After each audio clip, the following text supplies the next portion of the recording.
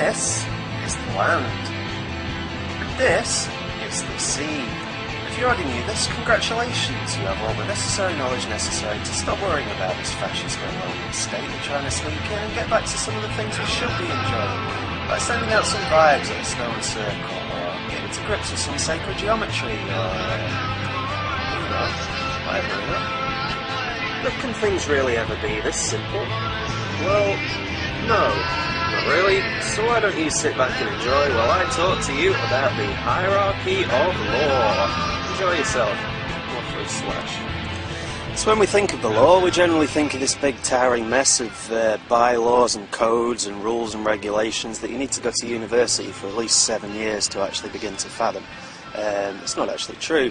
You can actually just get into God mode, look at it from the top down, and things become a little simpler. So let's do that, shall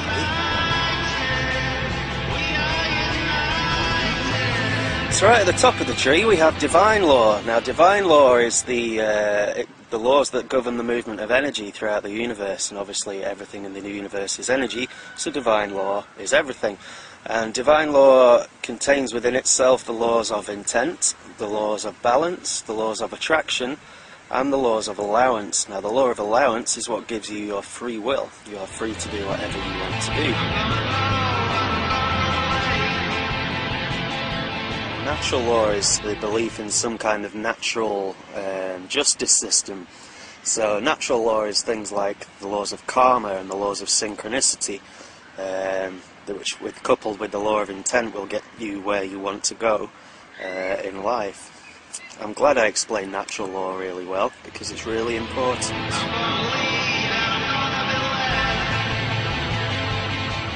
Obviously we live on a physical plane, and there are different sets of laws that govern that.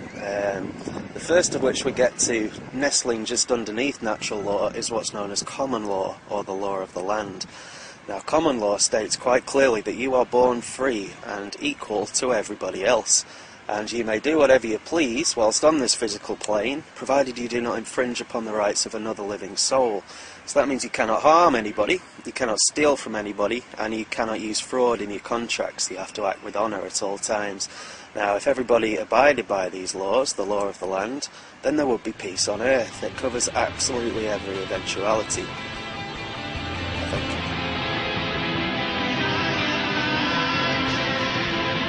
So let's say you were born a couple of 100 years ago and you wanted to travel overseas by boat. The first thing you do would be to find a boat.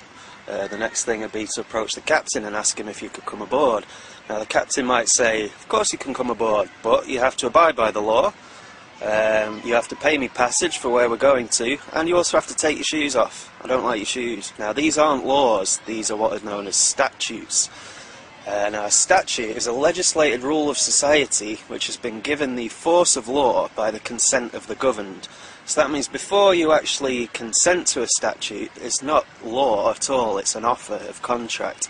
Now you are never under obligation to accept any offer of contract because you have free will. Now this is what's known as the law of the sea, also known as statutory law or maritime law or contract law, because it's the law of contracts. Now it's basically house rules. If you get on his boat, he has the right to apply any rules he likes, and you have the right to either consent or to not consent. So if you don't get on his boat, he's got no power to make you get on his boat and take your shoes off. So here's the good news. Our government, our beloved government that's bringing down the Orwellian state upon us, is a boat. And that's all it is. It's a vessel on the water with its own codes, its own practices, its own rules and its own statutes that need your consent to give them the force of law. If you don't consent to these statutes, the government has no jurisdiction over you, because you were born equal on the land, not on the sea.